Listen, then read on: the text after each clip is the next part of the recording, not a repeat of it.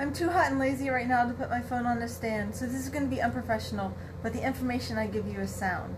This is a quick video on what to do for Jupiter transits.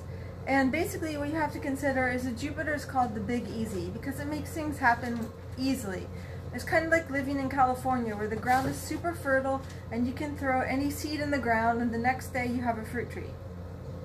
So even if you don't do anything during a Jupiter transit, it's likely that a bird will fly by, lay a seed on the ground, and something will grow. But if you want to get as much as you can out of Jupiter transits, there's two things you should consider. And the first one is it's best before your Jupiter transit begins to think about what you want. Hey girl! Hey girl! It's best to think about what, oh yeah! It's best to think about what you want.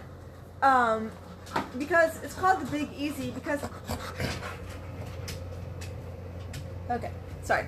It's called the Big Easy because anything can happen. Jupiter just makes it like you're covered in butter, you know, and you can slide anywhere you want. But it doesn't necessarily mean that it won't be something dumb that happens, or else something that, you know, maybe feels kind of fun, but ends up being sort of irrelevant. So if you want something with at least a neutral impact, or maybe even a positive impact on your future, then it's best to like be intentional about what you want. Like if Jupiter is going through the house of relationships, then think about what you actually want in a relationship, you know, and write it down, and like have a vision. Although I have to say something regarding visions. There's two aspects to visions. One is like, oh, I really want to date you know, Tater McDreamy or something. He's so handsome. And so you like make a vision board with pictures of him all over it. So that's one type of vision. Or you want to live on a farm or something like that.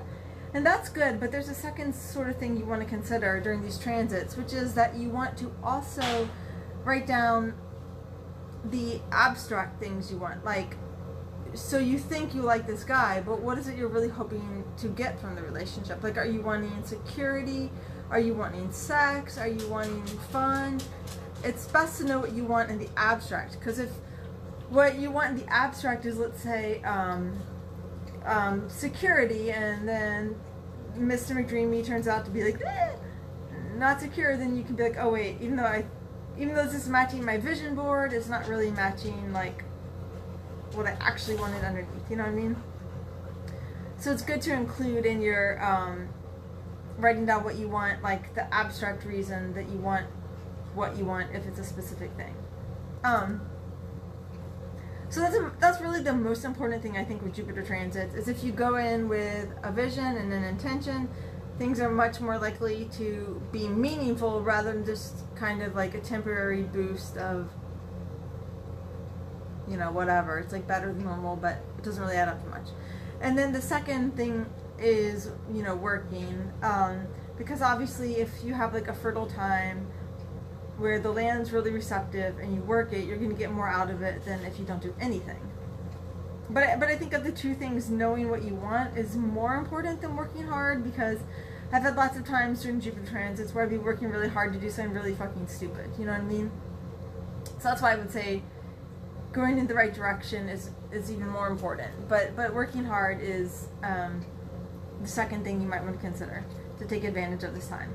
So you're basically going to have a vision and work hard for the area of your life that Jupiter is entering. And that will let you get something meaningful out of the transit rather than it just being kind of like a temporary relief from stress. So that's all I have to say about Jupiter transits. I'm Julie Neckley. Thank you. Bye.